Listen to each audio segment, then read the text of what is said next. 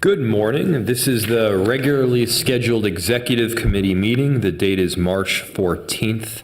My name is Jacob Frey. I'm the chair of this committee, and I'm joined by council members Gordon, Jenkins, and Johnson. Let the record reflect that we do have a quorum of this committee and are able to do business.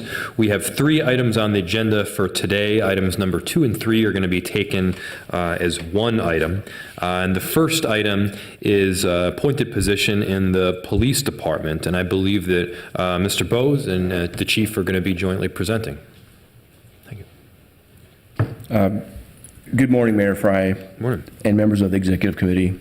My name is Rick Bowes. I'm the Interim Compensation, Classification, and HRIS Manager in the Human Resources Department.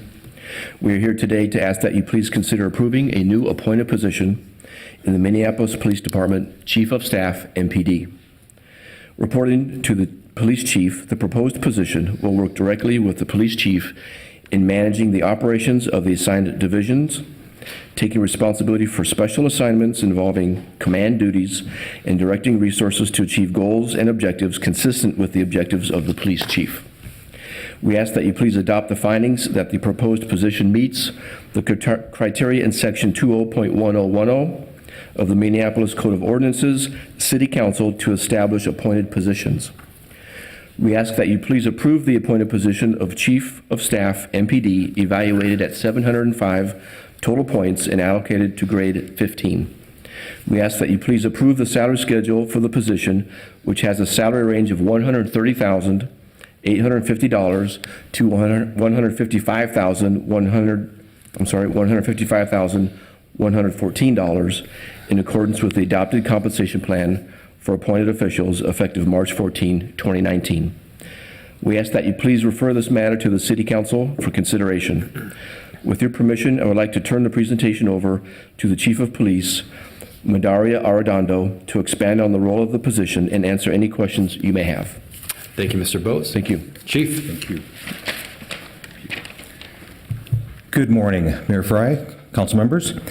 As Mr. Bowes has stated, this position, which currently under our structures titled Deputy Chief, Chief of Staff, this Chief of Staff title would encompass, under our current organizational structure, the important community outreaching or outfacing bureaus, which include our Homeless and Vulnerable Populations Initiative, our Procedural Justice Lens and Framework, Recruitment and Hiring Division, our Strategic Analysis, Special Projects, our U-Visa work, as well as our Community Engagement, our Cedar Riverside Safety Center, Chaplaincy Program, the Procedural Justice Unit, Community Navigator Program, Backgrounds, Court Liaison, CSO Program, Recruitment, and I'm sure there's probably a couple others I've probably missed there. But this has certainly, as I took over as chief, this position has certainly been one that has been very important in terms of really making sure that every area within the Minneapolis Police Organization, as I'm trying to change culture and transform the organization, it has the touch point from a procedural justice lens, that we're acting upon our values of trust, accountability, and professional service. And so this is very important in terms of the organizational structure for me. Thank you. Thank you, Chief. Are there questions? Council Vice President. Thank you, Mr. Mayor. Thank you, Chief Arredondo. I'm curious as to, can you help me understand procedural justice? I'm not sure if I'm familiar with that term and that process, but also how is all of this really important work being accomplished now?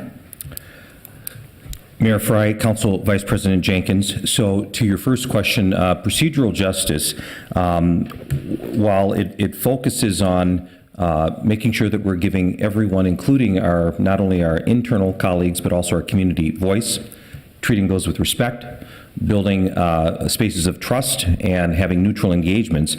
That is very important, and that is also has been researched through the national initiative, and its evidence-based policing model that shows that when police agencies center their framework in a procedural justice lens, employees are they feel better coming to work. Communities are more likely to see the police agency as someone that they trust and is legitimate. So in that terms, Communities are more likely to cooperate with us when harm is being done in their communities. We're better able to foster those collaborative relationships. So that, and I look at it as kind of the golden rule, treating others is how we'd like to be treated ourselves. So that is very important that we do that in all aspects of the Minneapolis Police Department. So it's a policing theory. A model of Mayor Frey, Council Vice President Jenkins, that as well as, there's the academia portion of that, but it's actually, it has to be something that's lived, practiced, and breathed every day. So I like to look at it as our actions every day and every encounter that we have with our community and our colleagues as well. Yes. Wonderful. Mayor, Council Vice President Jenkins, how that is being delivered every day within the Minneapolis Police Department. This Chief of Staff position is making sure that everything from hire to retire, that when I've been interviewing our community service officer candidates the last couple of days, making sure that they know that that's, if they're going to eventually be employees with the Minneapolis Police Department, that is the framework that they must carry that mission out.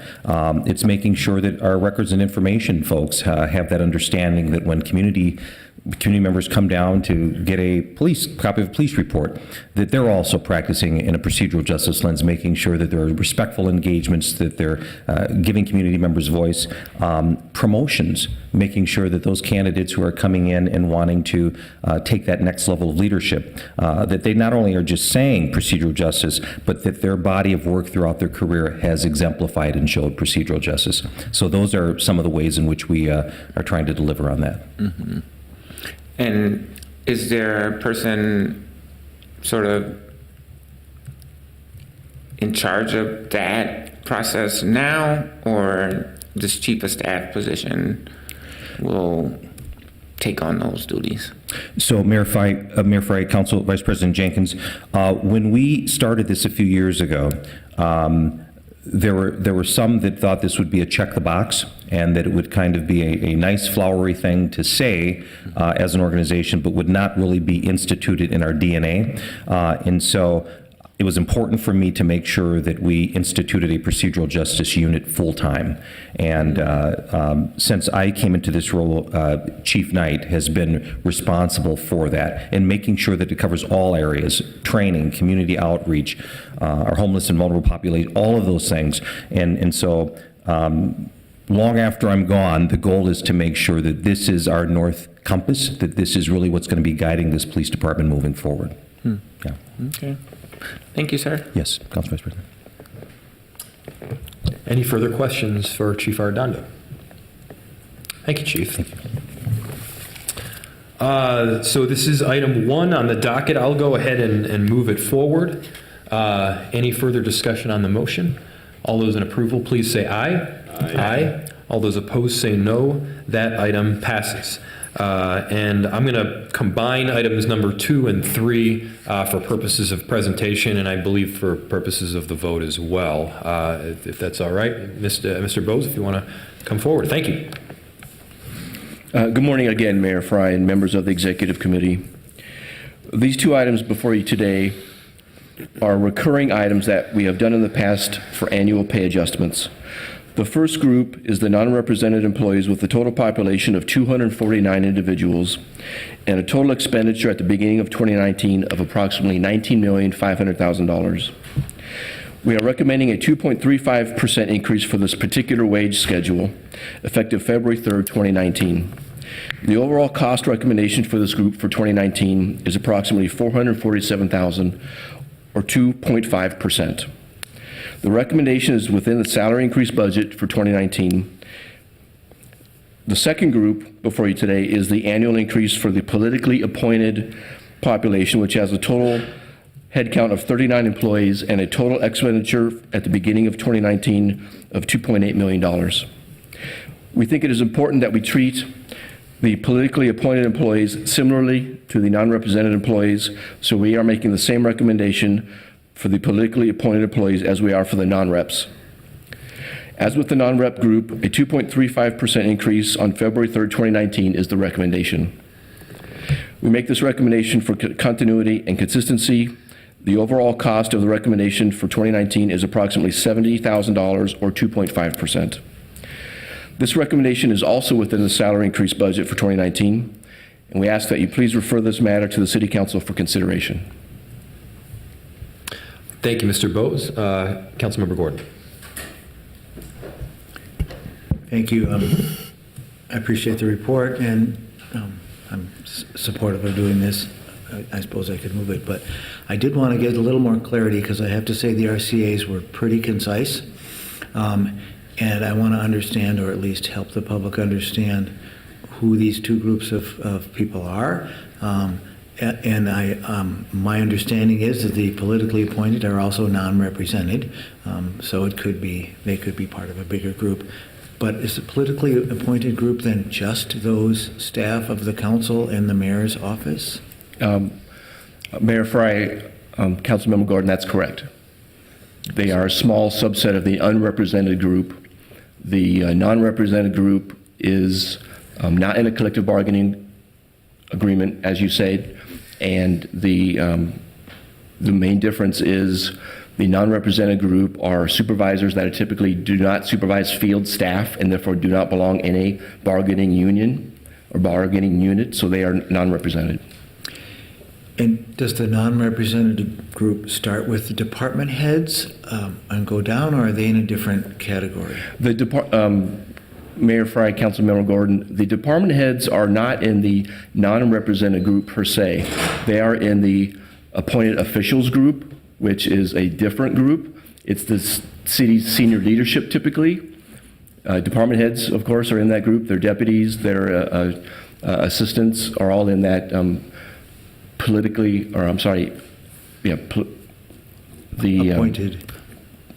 the appointed officials group, which is a separate group.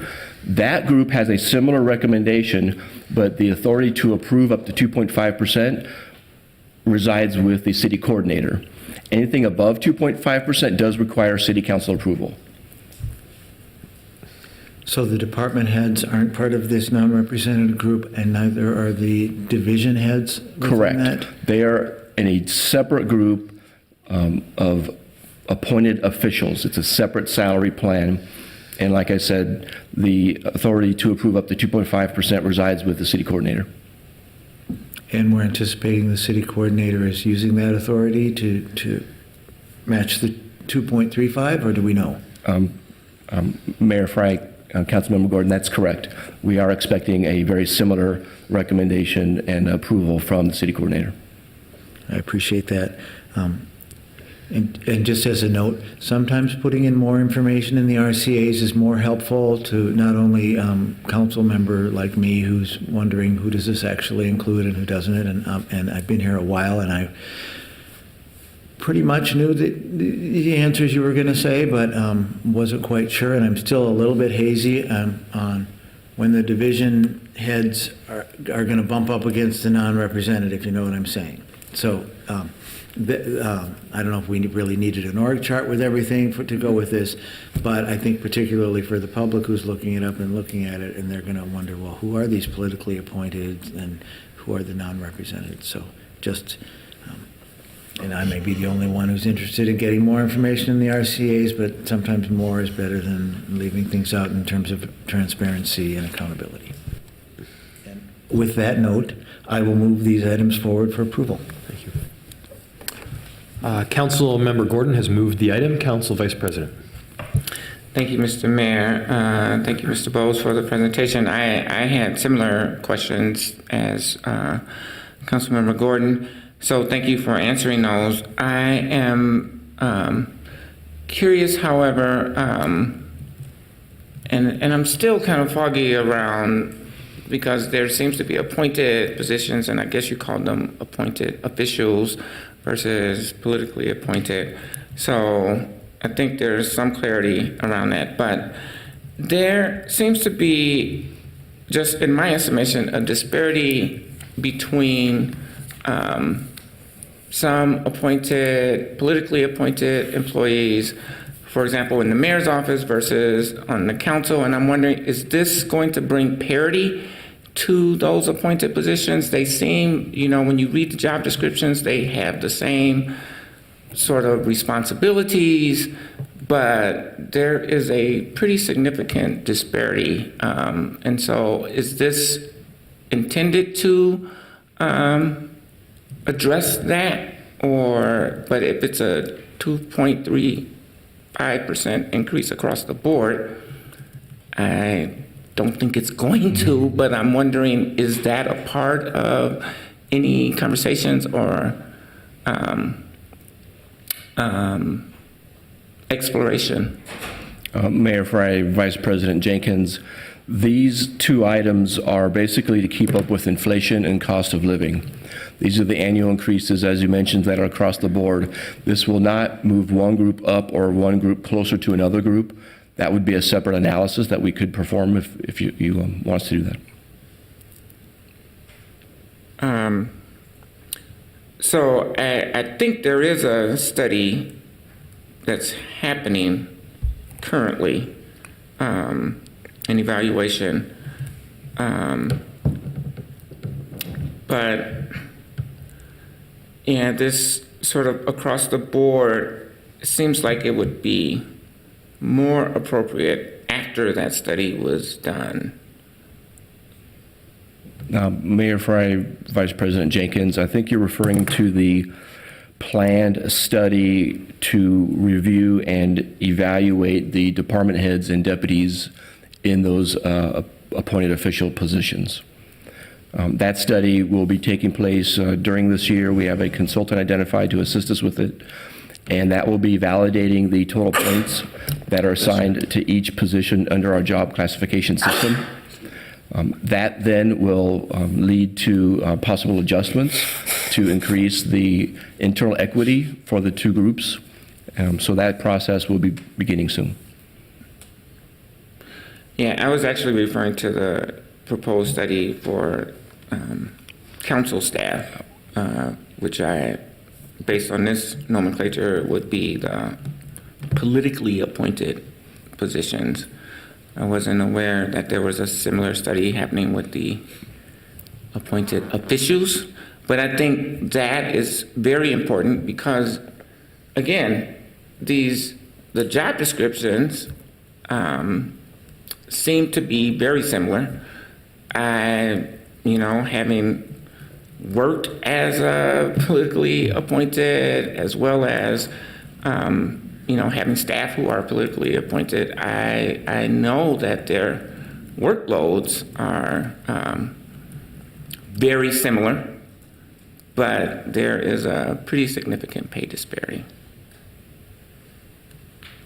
And with that, is there any response to that, or you're not aware of this study for the Mayor Frey, council staff?